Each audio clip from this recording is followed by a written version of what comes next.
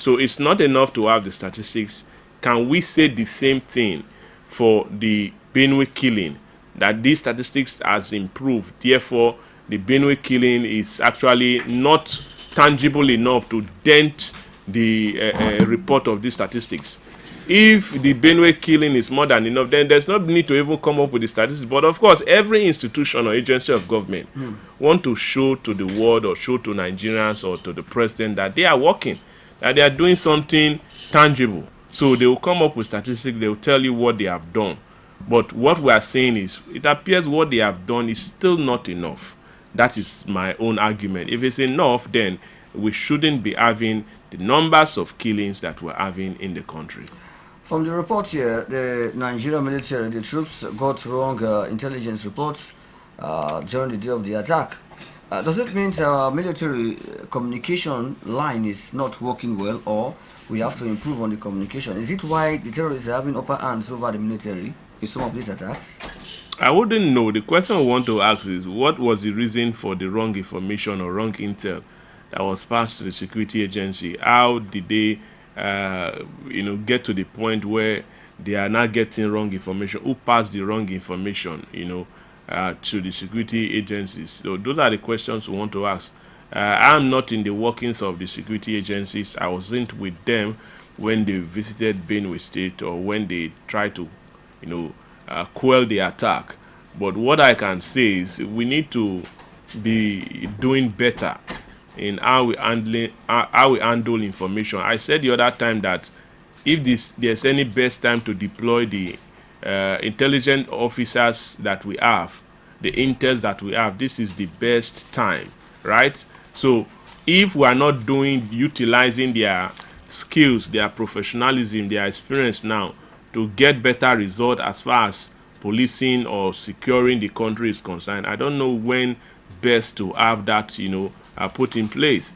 We cannot continue to have a situation where the Nigerian security agency will work in isolation of these intelligent officers, or in isolation of quality information. We can't have a situation where, there's always a wrong information passed at every given point in time. By now, we ought to have known what is responsible for this wrong information and tackle it so that we don't continue to have wrong information. So coming to report to Nigerians that, they got wrong information is not the issue, but for them to tell us why they got the wrong information, from who came the wrong information. Well, if you just joined, you could also follow us on our live Facebook page, facebook.com/Rise FM Radio, and we are streaming what we are doing on the radio live on our Facebook. And leave a comment for us, like our page and share. We'll be very happy to get your feedback. Let's move on. Going to Laju this morning, and at the front page of the Punch, we have this food inflation. NSA 36 states launch joint action. The federal government agree on free flow of goods across states to dismantle checkpoints, harmonize levies. Well, that's also what we'll look at this morning. Food inflation. 36 states launch joint action. How can this better the economy of the nation? Yeah, it will depend on the kind of joint action that they are launching at this point in time, because it's not enough for them to just come out and say they are launching a joint action. Is it to the extent that they want to tackle the core issues that is causing food inflation in our country? And we know the variables responsible for food inflation as we have it today in our country.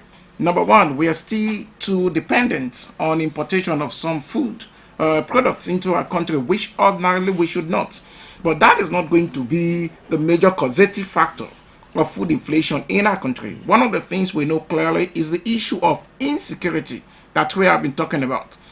You just read it, one of the headlines in one of the dailies says tension is in BENUE State as we speak at the moment, and it's been there for a long time, so I shouldn't say at the moment. BENUE has always been under tension, and that is why we also have the kind of food inflation we are seeing, because we talk about the north central states and some other states in the north that used to be known for food production, agricultural activities. Now they can go. So the headline says there's tension there. Why is there tension? Because herders are grazing on farmlands. So when herders go graze on farmland, what does it mean? It simply means the farmers will not be able to harvest what they have planted, and what they have planted will not grow and germinate. It simply means you have destroyed all of that. What it simply means is that what would have been invested to be pushed into the market for consumption will not be there anymore. People are afraid to go to farm. This is one of the major causative factors of food inflation. How are they planning to deal with it? That is one of the major issues that we need to look into. How is the government, how are the governors planning to deal with the issue of insecurity, with the continuous attack of farmers going to their farm? And where we now have a situation where farmers are afraid to go to farm because they feel if they go to farm, they can lose their lives.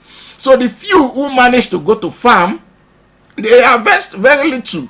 So and it's a commonsensical, or it's preliminary in economics, that when you have more money chasing few goods, in other words, when demand is higher than supply, inflation is going to set in. For example, Kemute, you have just 3 goats to sell and 20 people want to buy the goats. The possibility is that you are going to increase the amount because you have more buyers for the goats, and it's going to now be for the highest bidder.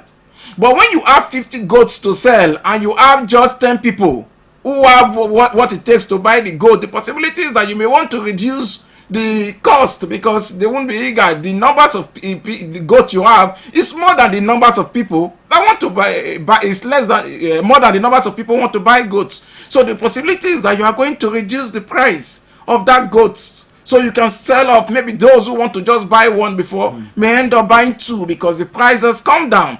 So insecurity is one of the major issues, and I don't readily see these governors, sincerely speaking, taking pragmatic steps to deal with this issue at this point in time. We saw what happened in Edo State the other time, and also it is painful that it appears that the president also is not ready to take pragmatic steps to deal with these issues of insecurity. Even in the Niger Delta here that we speak, in Delta State, there are some pocket of issues brewing too. Do you know that, for example, catfish in the Federal Capital Territory is cheaper than catfish here in Delta State? It's an aberration.